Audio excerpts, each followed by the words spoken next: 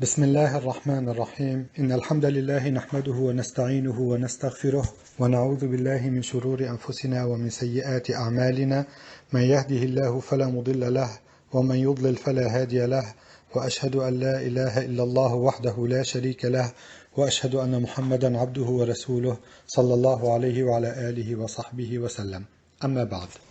Cet audio, elle parlera de l'écriture de la sunna du prophète alayhi salatu wassalam à l'époque du prophète alayhi salatu wassalam et de ses compagnons. Alors, à savoir qu'à l'époque du prophète alayhi salatu wassalam, il y avait deux étapes. La première étape, c'est l'interdiction d'écrire la sunna du prophète alayhi salatu wassalam. Et la deuxième étape, qui est la dernière, c'est l'autorisation d'écrire la sunna du prophète alayhi salatu wassalam. Alors, on commence par le premier hadith qui est rapporté par Abu Sa'id al-Khudri radiyallahu anhu, que le prophète alayhi salatu wassalam, il a dit « La taktubu anni wa man kataba anni ghayra al-Qur'ani falyamhuh » Donc ce hadith, il est dans Sahih Muslim. Le prophète alayhi salatu wassalam, il a dit « N'écrivez rien de moi. Celui qui écrit quelque chose autre que le Coran, qu'il l'efface. » Donc on voit très bien que le prophète alayhi salatu wassalam, il a interdit au début d'écrire autre chose que le Coran. Et apparemment, c'est pour qu'il ne se mélange pas avec le Coran et pour que les gens ils puissent bien distinguer le Coran des paroles du prophète alayhi salatu wassalam. On trouve par exemple chez ceux qui ont expliqué Sahih Muslim, comme par exemple Suyuti, il a dit هذا منسوخ بالأحاديث الواردة في الإذن في الكتابة وكان النهي حين خيف اختلاطه بالقرآن فلما أمن ذلك أذن فيها.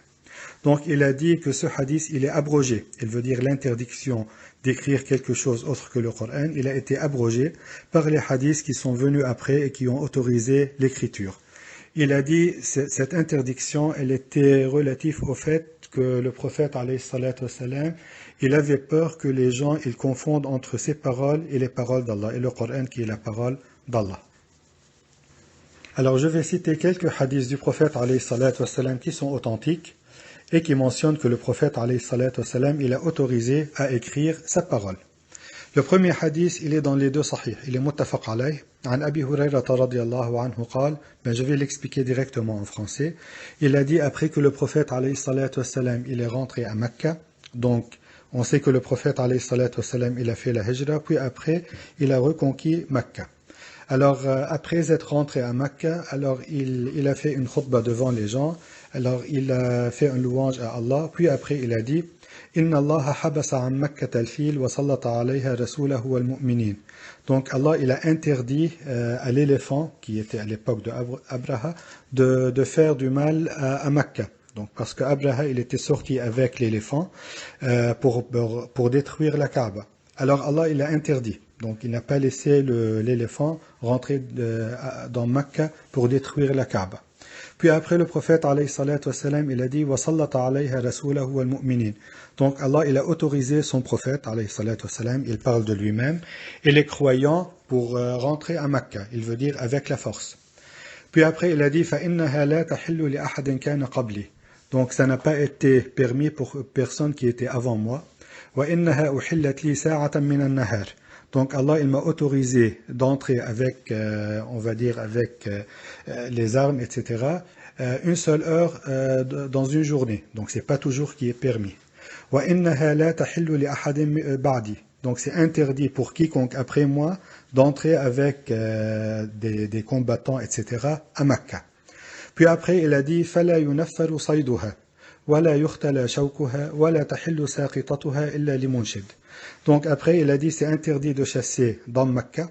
Wala yuhtala shawkuha, c'est interdit de couper, on va dire, les plantes. Wala tahillu saqitatuha illa limunshid. Donc si quelqu'un il trouve quelque chose qui est perdu, c'est interdit de dire voilà, moi j'ai perdu quelque chose. Sauf si quelqu'un il trouve quelque chose, par exemple de l'argent qui est perdu par terre, alors il peut dire voilà, moi j'ai trouvé de l'argent ici. C'est tout. Mais c'est interdit pour la personne qui a perdu son argent de dire voilà j'ai perdu mon argent. Puis après il a dit وَمَنْ قُتِلَ لَهُ قَتِيلٌ فَهُوَ بِخَيْرِ النَّظَرَيْنِ إِمَّا أَنْ يُفْدَى وَإِمَّا أَنْ يُقِيدَ Donc celui dont une personne elle a tué un de ses proches intentionnellement, alors il a le choix entre deux choses. Soit accepter la fidya, donc l'argent qu'il va lui donner en contrepartie, soit demander à tuer le tueur. Donc, wa imma an yuqit, ça veut dire à tuer le tueur. Alors, c'est pour celui qui tue intentionnellement. فقال العباس إلا الإذخر فإنا نجعله لقبورنا وبيوتنا. Alors, l'oncle du prophète, alayhi salatu wassalam, lorsqu'il a entendu que le prophète, alayhi salatu wassalam, il a interdit de couper les plantes, il lui a dit, son oncle, alors, fait une exception pour l'izkhar. Alors, l'izkhar, c'est une plante qui a de grandes feuilles et qui a une bonne odeur. Alors, il lui a dit, on la met sur nos tombes et dans nos maisons. Alors, le prophète, alayhi salatu wassalam, il a fait exception pour ce type de plante. Puis après, dans le hadith, c'est mentionné فَقَامَ أَبُو شَهْ رَجُلٌ مِنْ أَهْلِ الْيَمَنِ. Donc, un homme qui était venu du Yémen, il s'appelait Abu Shah. Il a dit au prophète, alayhi salatu wassalam, il lui a demandé de lui écrire cela. Alors, le prophète, alayhi salatu wassalam, il a dit اكتبوا لأبي شاه. Donc, écrivez-lui. Alors, l'élève de l'Awza'i qui ramène ce hadith, il lui a dit, qu'est-ce qu'il veut dire le prophète, alayhi salatu wassalam, lorsqu'il a dit écrivez pour Abu Shah. Alors l'Awza'i lui a dit, il veut dire de lui écrire cette khutbah qu'il a mentionnée.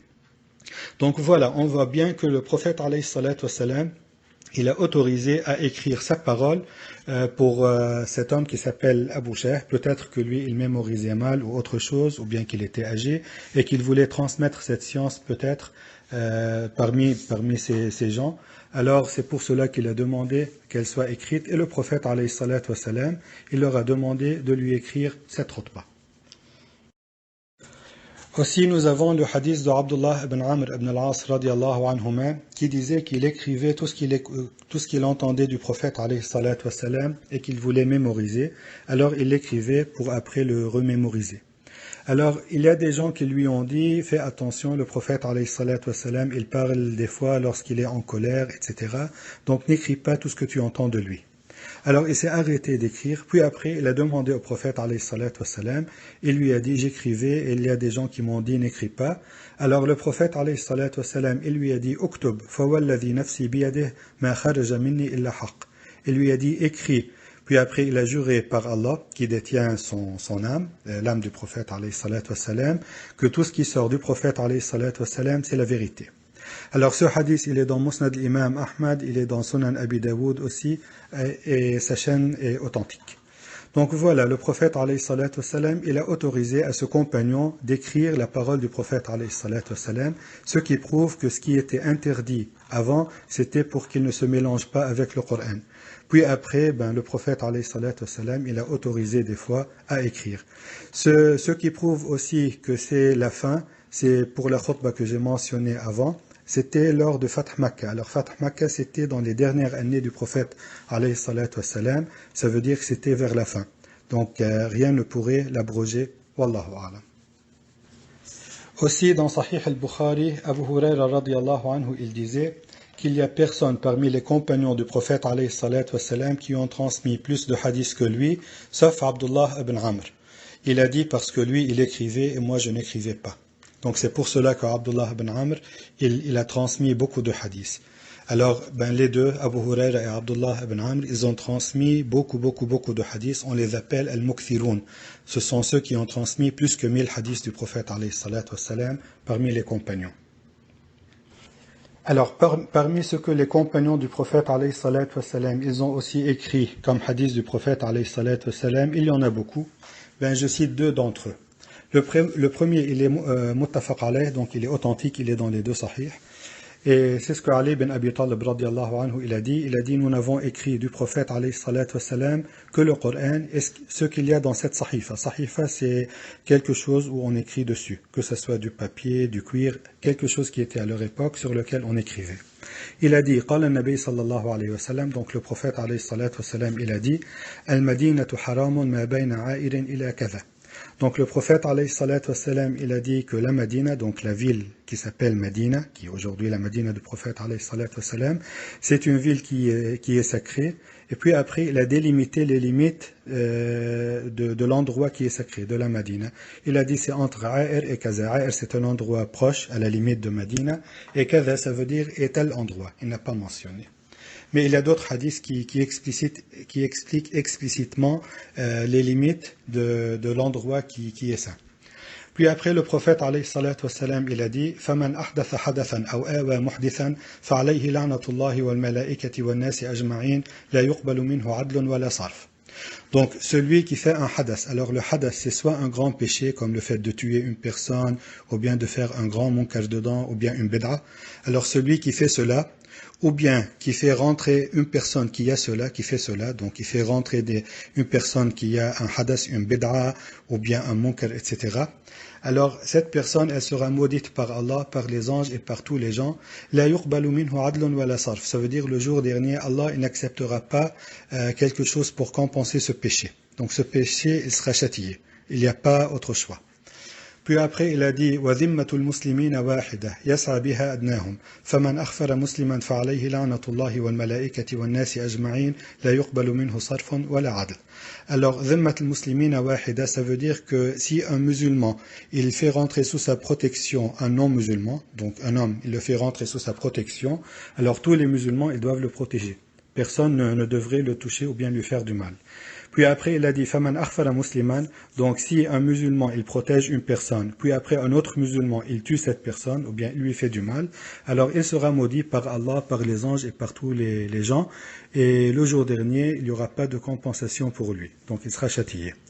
Puis après, il a dit وَمَنْ وَالَى قَوْمًا بِغَيْرِ إِذْنِ مَوَالِيهِ فَعَلَيْهِ لَعْنَةُ اللَّهِ وَالْمَلَائِكَةِ وَالنَّاسِ أَجْمَعِينَ لَا يُقْبَلُ مِنْهُ صَرْفٌ وَلَا عَدْلٌ. Alors, le Mawla, c'est une personne qui a été libérée, donc qui était esclave et qui a été libérée par une personne. Alors, celui qui libère l'esclave, il devient le Mawla de cet esclave. Donc, c'est son ancien maître, on va dire. C'est celui qui l'a libéré. Donc, si cet esclave libéré, qui devient aussi le Mawla de celui qui l'a libéré, alors s'il dit, moi je ne suis pas Mawla de telle personne, mais d'une autre personne, alors aussi il sera maudit par Allah, par les anges et par tous les gens, et Allah il n'acceptera pas une compensation de lui le jour dernier. Donc, on voit bien que Ali ibn Abi Talib, il a écrit le Coran du prophète, alayhi salatu wassalam, et il a écrit ce hadith aussi. Donc voilà un exemple où les compagnons du prophète alayhi salatu wassalam, ils ont écrit un hadith du prophète alayhi salatu wassalam. Un autre exemple de ce que les compagnons du prophète alayhi salatu wassalam, ils ont écrit, عن عامر بن سعد بن أبي وقاص رضي الله عنه عن أبيه. Alors Amir, c'est le fils de Sa'd bin Abi Waqqas, il était tabi'i. Il a dit qu'il a demandé à Jabir ibn Samura, qui était un des compagnons du prophète alayhi salatu wassalam, il lui a envoyé pour lui écrire des hadiths que lui, il a entendu directement du prophète alayhi salatu wassalam. Donc il lui a écrit, donc Jabir il a écrit à Amir ibn Sa'd, il a dit j'ai entendu le prophète alayhi salatu wassalam un jour de vendredi, c'est la soirée où Ma'az al-Aslami il a été lapidé. Donc c'était une autre histoire. Mais il a spécifié le jour où il a entendu ces hadiths du prophète alayhi salatu wassalam. Il a dit, je l'ai entendu dire, لا يزال الدين قائما حتى تقوم الساعة أو يكون عليكم 12 خليفة كلهم من قريش. Donc le prophète alayhi salatu wassalam, il a dit que cette religion, elle restera jusqu'au jour dernier ou jusqu'à ce qu'il sera 12 khalifas, donc 12 gouverneurs, tous qui descendent de Quraysh, donc qui viennent de la tribu de Quraysh. Donc ça c'est le premier hadith qu'il a entendu. Il a dit وَسَمِعْتُ يَقُولُ, donc il a aussi entendu le prophète alayhi salatu wassalam dire عُصَيْبَةٌ مِنَ الْمُسْلِمِينَ يَفْتَتِحُونَ الْبَيْتَ الْأَبْيَضَ بَيْتَ كِسْرَى أو آلِ كِسْرَى. Donc le prophète alayhi salatu wassalam, il a dit c'est un petit groupe de musulmans qui vont ouvrir la maison blanche de Kisra. Donc Kisra c'était le roi des Perses, ou Ali Kisra, ou bien la famille de Kisra. Aussi il a dit وَسَمِعْتُهُ يَقُولُ, donc j'ai entendu le prophète alayhi salatu wassalam dire إِنَّ بَيْنَ يَدَيْ السَّاعَةِ كَذَّبِينَ فَاحْذَرُوهُمْ. Donc avant le jour dernier il y aura des menteurs, alors prenez-en garde. Il veut dire ceux qui prétendront être des prophètes, comme c'est expliqué dans d'autres hadiths. Puis après aussi, il lui a dit, وَسَمِعْتُهُ يَقُولُ, donc j'ai entendu le prophète alayhi salatu wassalam dire, إِذَا أَعْطَى اللَّهُ أَحَدَكُمْ خَيْرًا فَلْيَبْدَأْ بِنَفْسِهِ وَأَهْلِ بَيْتِهِ. Donc si Allah il donne des biens à une personne, il veut dire de l'argent ou bien des biens, alors qu'il commence par soi-même et par sa famille, par les gens qui sont dans sa maison. Il veut dire sa femme, ses enfants, ses parents, etc. Puis après, il a dit وَسَمِعْتُهُ يَقُولُ أَنَا الْفَرَطُ عَلَى الْحَوْضِ. Donc il a aussi entendu le prophète alayhi salatu wassalam qui dit que c'est moi qui vous devancerai devant le bassin. Il veut dire le jour dernier, lorsque les gens ils se regrouperont. Alors ce hadith il est authentique et il est ramené par Muslim dans son Sahih.